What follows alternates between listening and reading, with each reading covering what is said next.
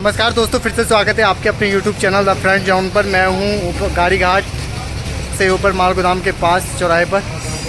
इसे चौराहे नहीं तिराहे कहेंगे। एक रास्ता आता है काशियामपुर से और एक रास्ता ये मार्केट से आता है और इधर ये आता है रास्ता गाड़ी घाट से। मैं हूँ अभी माई पॉइंट के आसपास और मैं अभी इसलिए हूँ दोस्तों कि आज नगर निगम के कर्मचारी द्वारा लगभग 10-15 कर्मचारी थे, मॉर्निंग में आए थे। उन्होंने यहाँ पे उनकी यहाँ पे ज़मीन है, तो उस ज़मीन को 62 बीघे ज़मीन को नापने आए थे। वो मैं ज़मीन आपको दिखाता हूँ कि कौन कौन इस अतिक्रमण की जद में आएंगे, कितनी दुकानें, कितने मकान, क्या क्या टूटेंगे, मैं आपको पूरी वीडियो में दिखाता हूँ। दोस्तों, जहाँ मैं अभी मौजूद हूँ यहीं से नगर निगम ने स्टार्ट किया है, यहाँ से अपनी ज़मीन को नापना स्टार्ट किया है। मैं आपको बता दूँ कि कभी यहाँ नगर निगम की 62 बीघा ज़मीन हुआ करती थी। उसी ज़मीन को नापने नगर निगम आज आया है और बताया ऐसा जा रहा है कि लकड़ी पड़ाव की बहुत सी भूमि इस ज़मीन के मतलब नगर निगम की जो 62 बीघा ज़मीन है उसकी जद में आ रही है। आप जितनी भी दुकानें वगैरह जो देख रहे हैं, ये 62 बीघा ज़मीन थी, कभी इसी पे अतिक्रमण हुआ था। शायद प्रशासन इस पर फिर अपनी बुलडोज़र शायद इस और मोड़ दे। ये जितना भी आप ये डग वगैरह देख रहे हैं, ये सब की सब 62 बीघा ज़मीन लगभग। मैं मिलाता हूँ आपको पप्पू भैया से, और पप्पू भैया की दुकान है, सभी लोग जानते हैं भैया को। भैया की दुकान है इस तिराहे पर, साइकिल की दुकान है, यहाँ पे टायर पंचर वगैरह की दुकान है। भैया को यहाँ के सभी लोग जानते हैं क्योंकि भैया की दुकान पे सभी लोग आते हैं। भैया से डायरेक्टली मैं बात करूँगा कि 35 साल हो गए, 1988 में। अच्छा, आपको 35 साल हो चुके हैं यहाँ पर इस दुकान में? 35 साल से हुए हैं 1990 में। अच्छा, आप 1990 में इस दुकान को खोला था भैया ने? साइकिल था, इससे 25 से पाला है, इससे काम किया है। अच्छा, ये रोजगार है ही नहीं, कुछ नहीं है तो क्या करना है। मैं पिछला हूँ, हाँ, सब कुछ देखने के लिए मेरे को सुनाई नहीं देता, मेरे को कम सुनाई देता क्योंकि मैं आपके मुंह से सुनता हूँ, लेकिन मेरे को दूर से सुनाई नहीं देता। अच्छा अच्छा अच्छा। मैं पिछला हूँ तो हाँ, मतलब अगर अतिक्रमण यही है जो मेरे को सुनाई नहीं देता। मैं इसके लिए इस साइकिल से काम करके खिला रहा हूँ, बच्चों को खिला रहा हूँ। कहाँ जाऊँ मैं? नौकरी नहीं, कुछ नहीं है। भैया का दुख यही है दोस्तों कि भैया एक तो विकलांग है, भैया को सुनाई दूर से नहीं देता है, भैया को पास से सुनाई देता है। और भैया एकमात्र सहारा ये दुकान है भैया की। आप ये जो दुकान देख रहे हैं, एकमात्र सहारा है। अगर अतिक्रमण यहाँ से हटाया जाता है तो भैया का रोज़गार छिन जाएगा। क्या सरकार रोज़गार छीनने का काम कर रही है? क्या पलायन को बढ़ावा दे रही है सरकार? क्या करने पे उतर रखी है? माननीय हाईकोर्ट का आदेश का सम्मान करते हैं हम, परंतु इन भैया के बच्चों का क्या होगा? जिन भैया इसी दुकान से अपने बच्चों को शिक्षा देते हैं, इसी से पालन पोषण करते हैं। भैया का दुख यही है कि अगर मुझे हटा दिया जाएगा, क्योंकि 35 साल हो गए आपको, लगभग 35 साल हो चुके हैं भैया को इस दुकान में। और 35, हाँ, उधर भैया का जो मकान है वो नदी के, खो नदी के बगल में ही है। भैया दोनों साइड से परेशान है क्योंकि खो नदी की जद ने कहीं ना कहीं भैया के मकान के आसपास आ चुकी है। भैया वहाँ से भी टेंशन में, और भैया अब दुकान का भी दुख है भैया को कि कहीं ये मेरी दुकान इस जद में ना आ जाए। अभी तो मकान जाएगा, फिर रोज़गार भी चले जाएगा, तो भैया कहीं के नहीं रहेंगे। ये मैं आपको बात बता रहा हूँ। ये जो आप दुकान देख रहे हैं, पप्पू भैया की दुकान है। सब लोग, जितने भी लोग नदी पार से या लाल पानी से या कुम्भी चोर से, सन्ने से, जो भी आप आते हैं, आप सभी पप्पू भैया को बहुत अच्छे से जानते हैं क्योंकि हम लोग बचपन से भैया को देखते आ रहे हैं। भैया का एकमात्र दुकान यही है, यही दुकान रोज़गार का सहारा है। इसलिए भैया दुख में है, बहुत ज़्यादा परेशान है। सुबह से मैं देख रहा था भैया को बहुत ज़्यादा परेशान है क्योंकि भैया का और कोई सहारा नहीं है। ऐसी कई तमाम दुकानें हैं, ये हमारे भैया भी हैं, इनको भी लगभग 35 साल हो चुके हैं। इनकी नाई की दुकान है यहाँ पे, आपने देखा होगा, सलीम भैया बहुत अच्छे से जानते होंगे क्योंकि कुछ चेहरे ऐसे हैं इस चौराहे पे जो 35 सालों से, जो पुराने लोग हैं, इन्हें हर कोई जानता है, चाहे कोई भी हो, वो अगर इस मार्ग से गुजरा है तो वो ज़रूर जानते हैं इन लोगों को। ऐसे मैं कई दुकानें आपको दिखा दूँ कि यहाँ जितने भी दुकानें हैं, सब लोग 35-40 सालों से इन दुकानों पे थे। ये कहीं ना कहीं नगर निगम को टैक्स भी देते थे और आज नगर निगम द्वारा इस ज़मीन को नापा गया है। खैर, अभी मैं आपको बता दूं कि नगर निगम द्वारा किसी पे निशान, किसी को सचेत तो नहीं किया गया है, पर एक डर आ चुका है कि कहीं ये दुकानें नगर निगम की जद में ना चली जाएँ, क्योंकि कहीं ना कहीं कुछ लोगों के मकान खो नदी के किनारे थे, तो वो भी मकान का दुख, और दूसरी बात ये दुकान जो रोज़गार है इसका भी दुख रहेगा। तो निवेदन है आपसे कि लोगों का रोज़गार मत छीनो, वरना कहीं ना कहीं पलायन को बढ़ावा मिलेगा।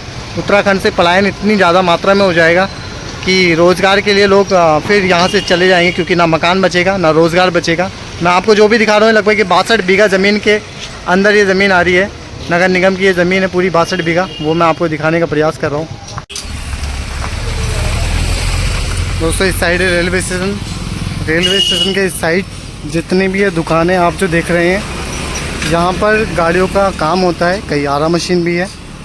ये सारी की सारी आरा मशीन या जो भी गाड़ियों का काम वगैरह होता है, ये सारी उस 62 बीघे के अतिक्रमण की जद में है।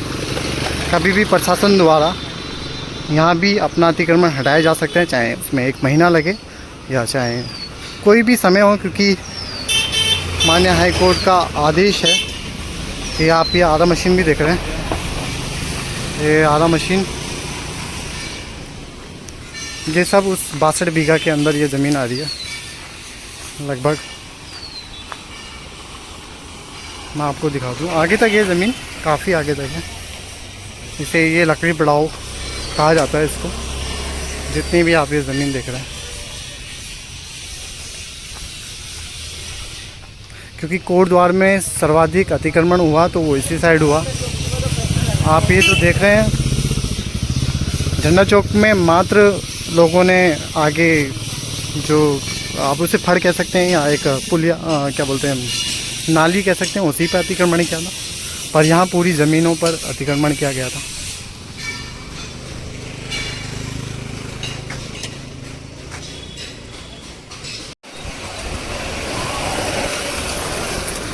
यहाँ लोगों द्वारा पक्के मकान तक पक्के ये दुकानें बना दी गई थी, क्योंकि शासन जगह है। माननीय हाई कोर्ट के आदेश के क्रम में बहुत समय बाद जगह है हम, क्योंकि हम खुद बचपन से इस जगह को देख रहे हैं। ये जितनी भी आप ये ज़मीन देखेंगे लगभग 62 बीघा ज़मीन बताई जा रही है प्रशासन द्वारा।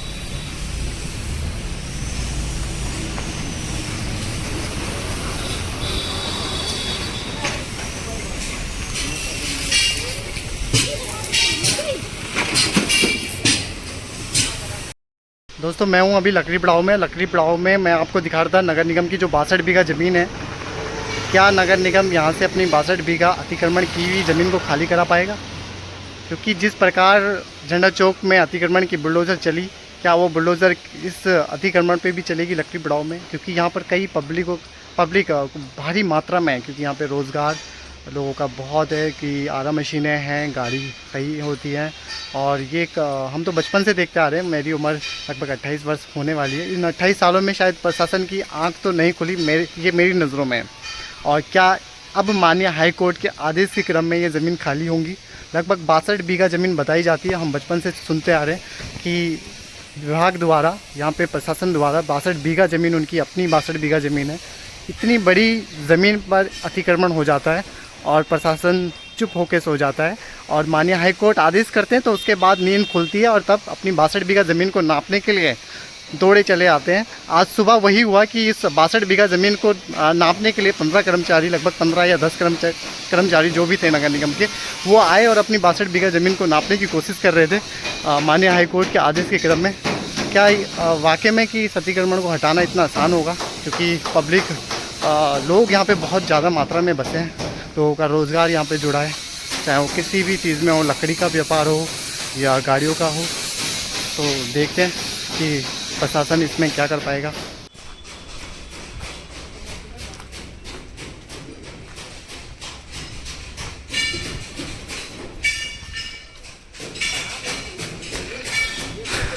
दोस्तों आप ये जो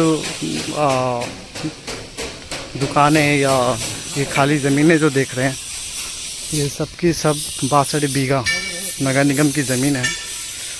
उसी 62 बीघा पर आज सुबह मॉर्निंग में प्रशासन द्वारा अपनी ज़मीन को नापा गया और कहीं ना कहीं अनुमान लगाया गया है कि उनकी ज़मीन कहाँ तक है। और मुझे लगता है कि जल्द ही इस 62 बीघा ज़मीन को भी खाली कराया जाएगा। अभी माननीय मुख्यमंत्री जी ने भी अपने भाषण में कहा कि किसी को परेशान ना किया जाए, जो भी था। पर माननीय हाई कोर्ट के आदेश तो सर्वोपरि हैं, वो मानने भी पड़ेंगे।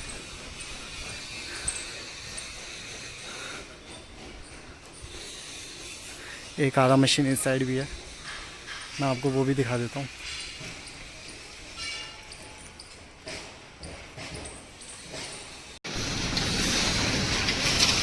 आप ये जो आरा मशीन देख रहे हैं, ये भी उस 62 बीघा ज़मीन में शामिल है। लगभग प्रशासन द्वारा बताई गई थी कि जो भी ये ज़मीन है, लगभग 62 बीघा ज़मीन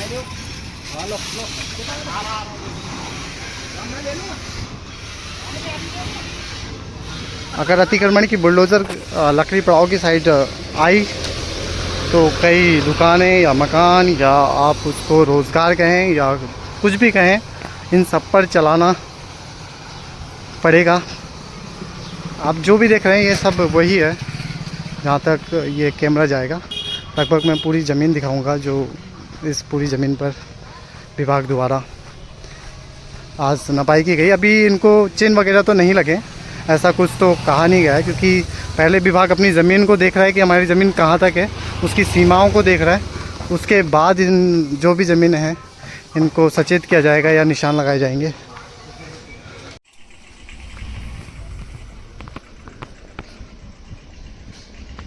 दोस्तों ये जितनी भी आप ज़मीन देख रहे हैं पूरी ये उस 62 बीघा ज़मीन में शामिल है। और इसमें मैं आपको बता दूं कि कुछ मकान थे जो इसकी जद में आ रहे हैं, कुछ मकान हैं, कुछ आरा मशीनें हैं और काफ़ी बड़ी मात्रा में यहाँ गाड़ियाँ सही होती हैं, लकड़ियों का व्यापार होता है। ये जितनी भी आप ये ज़मीन देख रहे हैं सब उस 62 बीघा तक शामिल है। मुस्लिम फंड वाली जो गली है उस गली से इस साइड और माल गोदाम के बीच में जितनी भी भूमि का नाप होगा वो पूरी 62 बीघा ज़मीन के अंदर ही होगा। प्रशासन ने अभी किसी को सचेत तो नहीं किया है, ना प्रशासन द्वारा कोई निशान वगैरह लगाए गए हैं और जल्द ही प्रशासन द्वारा शायद इस पर कोई कार्रवाई की जाएगी। मैं आपको एक बार और बता देता हूँ कि माननीय हाई कोर्ट के आदेश के क्रम में इस जो प्रशासन द्वारा भूमि की जो नाप की गई है इस 62 बीघा ज़मीन पर आज से कई वर्ष पहले अतिक्रमण किया गया और एक बड़ी आबादी इस 62 बीघा ज़मीन पर बस गई। प्रशासन सोता रहा, एक लकड़ी पड़ाव बस गया और प्रशासन सोता रहा। यहाँ पे लोगों ने अपना कारोबार कर दिया है। एक अब बात ये होती है कि इतने वर्षों में इस ज़मीन को खाली करना कहीं ना कहीं जहाँ उत्तराखंड में रोज़गार की कमी है उस रोज़गार पे बहुत ज़्यादा फ़र्क पड़ेगा, क्योंकि कोट द्वार पहले ही कई पुलों से यहाँ पे टूट चुके हैं, उन पुलों की मार झेल रहा है। अब यहाँ पर इस अतिक्रमण को हटाया जाएगा तो रोज़गार कहीं ना कहीं लोगों से छीना जाएगा, क्योंकि बहुत से परिवार ऐसे हैं कि जो इस रोज़गार पे ही निर्भर हैं। अतिक्रमण हटना चाहिए, माननीय हाई कोर्ट के आदेश का पालन ज़रूर करना चाहिए। और कई लोगों ने इस ज़मीन को ऐसे घेर लिया था। आज आप ये देखें पूरे बहुत बड़ी बड़ी ज़मीनें खाली पड़ी हैं और जो इनके मालिक अपने आप को मालिक बन के बैठे हैं वो इतने बड़े व्यापारी हो चुके हैं कि आज उनके अंडर में कई मज़दूर काम करते हैं।